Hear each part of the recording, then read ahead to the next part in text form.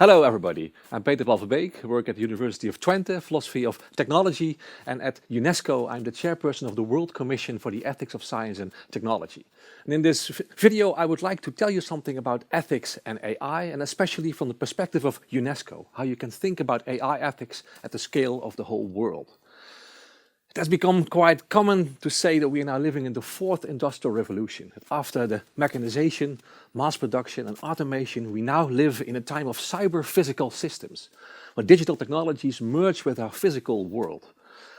The internet becomes an internet of things. Artificial intelligence gets embodied in the body of a robot, and that has a lot of impact on our society. People even say that we are moving towards society 5.0, the fifth type of society after the fourth industrial revolution. When we moved from hunter-gatherers to an agrarian society, it was a technology that enabled us to do that. Plow enabled us to do that. Then the steam engine moved us to the industrial society, the computer moved us to the information society, and now we've entered the digital society.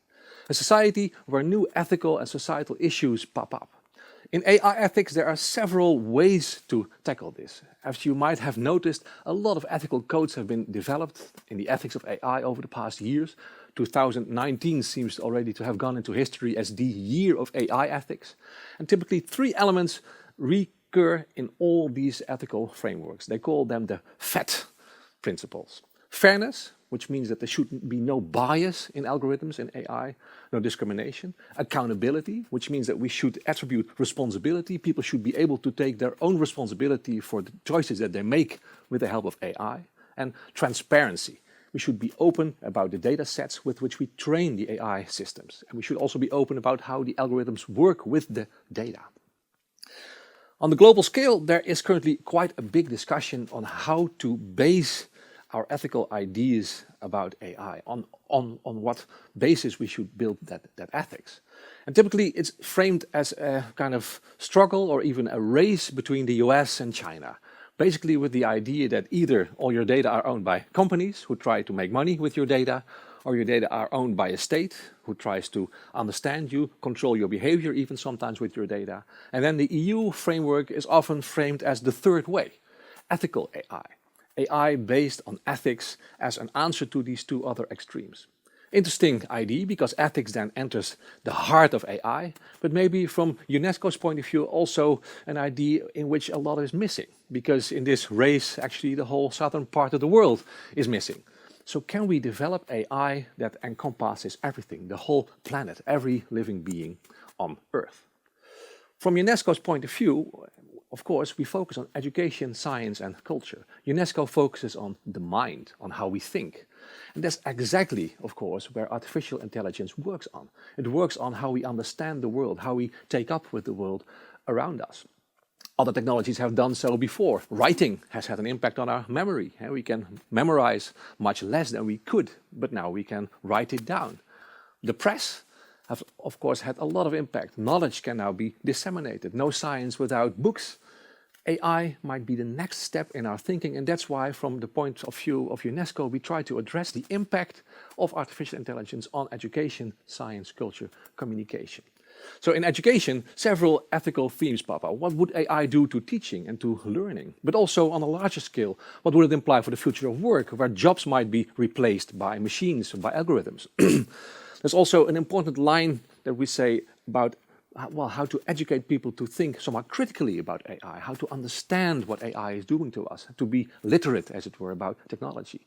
And maybe most of all important is that we teach engineers to do ethics in their work, that ethics is not something separate from technology, but integrated in technology itself. For science, the challenge is to integrate artificial intelligence in a good way into scientific explanation. How do scientists see correlations between data? If AI starts to help there, what will that do to the character of scientific explanation? And of course, then also when we base our decisions on science, what will AI do there? How can we take responsibility for the decisions that we take on the basis of scientific facts, co-shaped by artificial intelligence? In the realm of culture, different issues pop up. Here, of course, the main idea of UNESCO is that we should foster diversity and inclusiveness. So the questions are then, for instance, what will AI do to language, to the diversity of languages, to the smaller languages, if they can also be machine translated? What will it do to artistic work? Can artists still do their work if algorithms also develop forms of creativity, or can artists integrate that into their own artistic work?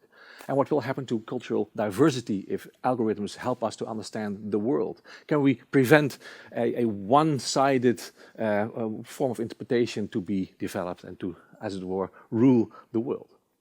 Communication is another central focus of UNESCO, and of course there a lot of attention is for disinformation. When artificial intelligence starts to invade in journalism, in the media, how can we make sure that we prevent the spreading of disinformation? And how can we keep up the work of journalists as independent sources of information? Now, from the point of view of UNESCO, there are also some other issues more in the field of global ethics that we always try to discuss. For instance, regarding peace. Algorithms will increasingly play a role in decision-making on a national scale. They can maybe try to help us understand where conflict might emerge in order to somehow prevent war. But of course, AI can also be used in negative ways. How can we ensure that that doesn't happen? It might also change the character of conflict between nations or within nations. And of course, it has an impact on decision-making processes of people who are in charge when there is a situation of conflict. In Africa, the main issue, I think, for UNESCO is how to include Africa in the agenda setting regarding artificial intelligence. And how can we make sure that there is enough infrastructure and capacity in Africa to fully take part in this? And this is exactly why I think that the race between China and the US and the EU should be expanded towards a global picture of how to deal with artificial intelligence. Third theme in this realm of more global ethics is gender, a very central element in our work. How can we prevent bias regarding gender in systems? How can we prevent that we train AI systems too much towards only one of the two genders? And how can we expand the idea of gender, maybe even beyond only two? And also, how can we ensure equality in AI engineering? How can we ensure that also women take a big role in the engineering of artificially intelligent systems? And then finally, the environment. Of course, AI has a lot of impact on environmental science, also on the management of the risk of all kinds of natural, you could say, disasters that could occur. But there's also an environmental impact of AI itself. AI consumes energy, uses rare earth metals, and this is also what deserves a lot of attention. So on this basis, UNESCO's World Commission on the Ethics of Science and Technology came up with several, you could say, foundations to build our work on. Ethical principles for dealing with AI. Inclusiveness, AI should take up everyone, leaving no one behind. Flourishing, AI for good, not only demarcating the negative aspects, what we should not want, but also conditioning what can be good. Awareness, people should have an awareness of how artificially intelligent systems impact their lives and our society. Explainability, we should actually be able to understand how AI works so that we understand how we can take decisions on the basis of them. Transparency about the data with which AI is trained. We should be able to take responsibility in order to be accountable for the choices that we make. Governance is very important, meaning that also governments can explain how they have used AI in dealing with citizens, politics. AI should be based on democratic principles, ensuring that everyone is included. And of course, it should never be at odds with human autonomy. Well, to conclude, within UNESCO, we have not only worked on our study on the ethics of AI with ComEst, but there has also been an ad hoc expert group working on a recommendation on the ethics of AI. And a recommendation is a legal and normative instrument developed from within UNESCO. So we've worked on a text. I have also been a member of that ad hoc expert group doing that. And that text has now been finalized. You can find it on the UNESCO website. It now goes into a consultation worldwide of all the member states. And that might actually lead to a worldwide binding ethical instrument to deal with artificial intelligence.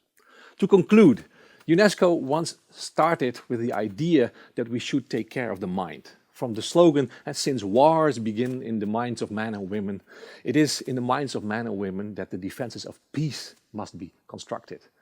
AI works on the mind, and for that reason it's extremely important to develop, use and implement artificial intelligence in an ethical way. Thank you.